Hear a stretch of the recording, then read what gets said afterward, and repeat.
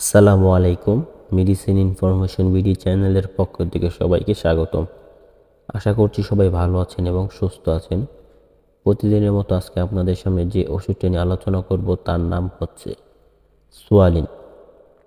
আজকে আমরা এই সুয়ালিন ওষুধের ব্যবহার, খাবার নিয়ম এবং কী কারণে এই ওষুধটি সেবন করা হয়ে থাকে সেই বিষয়ে আলোচনা করব এই ভিডিওতে। তাই ভিডিওটি না টেনে সম্পূর্ণ দেখার অনুরোধ করছি এবং ভিডিওটি দেখে যদি আপনি উপকৃত হন তাহলে অবশ্যই এই চ্যানেলটি সাবস্ক্রাইব করবেন। সুয়ালিন সাধারণত হচ্ছে একটি ইউনানি ওষুধ। এই সুয়ালিন ওষুধটি হচ্ছে একটি ইউনানি ওষুধ এবং এটি প্রস্তুত করে থাকে সাধারণত হামথ ল্যাবরেটরিজ।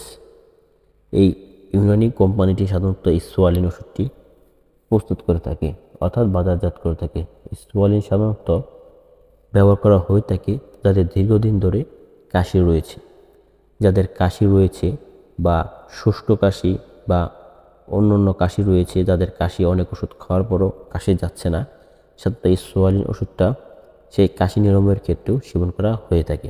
পাশাপাশি এই ওষুধটি যাদের গলা ব্যথা রয়েছে, এই গলা ব্যথা নিরাময়ের ক্ষেত্রেও এই ওষুধটি সেবন করা হয়ে থাকে। অনেক সময় শীত বা গরমের সময় অনেকের গলা ভেঙে যায় বা গলা বসে যায়, সঠিকভাবে সাউন্ড বের হয় না বা গলা দিয়ে কথা বলতে পারে না, সাধারণত তাদের জন্য এই সোয়ালিন ওষুধটি খুব ভালো কাজ করে থাকে। অর্থাৎ এই ওষুধটি সাধারণত কাশি, সর্দি এবং যাদের গলা ব্যথা রয়েছে ঠান্ডাজনিত কারণে সাধারণত এই সমস্যা সমাধানের জন্য এই ওষুধটি সাধারণত সেবন করা হয়ে থাকে। অনেকগুলো উপাদানের সমন্বয়ে এই সোয়ালিন ওষুধটি প্রস্তুত করে থাকে হামথ ল্যাবরেটরিজ। যেহেতু এটি একটি ইউনানি ওষুধ তাই এর তেমন কোনো পার্শ্ব প্রতিক্রিয়া নেই। এই ওষুধটি অবশ্যই প্রাপ্তবয়স্কদের সেবন করতে হবে। এই সোয়ালিন ওষুধটি ব্যবহার সেবনের মাত্রা হচ্ছে সাধারণত যাদের বয়স 9 থেকে 12 বছর তারা দিনে একটি ট্যাবলেট সেবন করতে পারবে দৈনিক 2 থেকে 3 বার, এবং যাদের বয়স 12 বছরের উপরে অর্থাৎ প্রাপ্ত বয়স রয়েছে তারা সাধারণত এই সোয়ালিন ওষুধটি দিনে 2টি ট্যাবলেট 3 থেকে 4 বার সেবন করতে পারবে।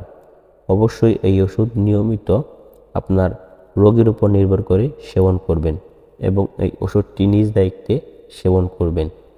অতিরিক্ত পরিমাণে ওষুধ সেবন করা থেকে বিরত থাকবেন। এই ওষুধটিও সেবন করা থেকে বিরত থাকবেন। এই ওষুধটি সেবনের ফলে যদি কোনো বিরূপ পার্শ্ব প্রতিক্রিয়া দেখা দেয় সাথে সাথে এই ওষুধটি সেবন করা বন্ধ করতে হবে এবং ডাক্তারের পরামর্শ অনুযায়ী চিকিৎসা গ্রহণ করতে হবে। সাধারণত এই সোয়ালিন ওষুধটি অনেক ফার্মেসিতেই পেয়ে যাবেন।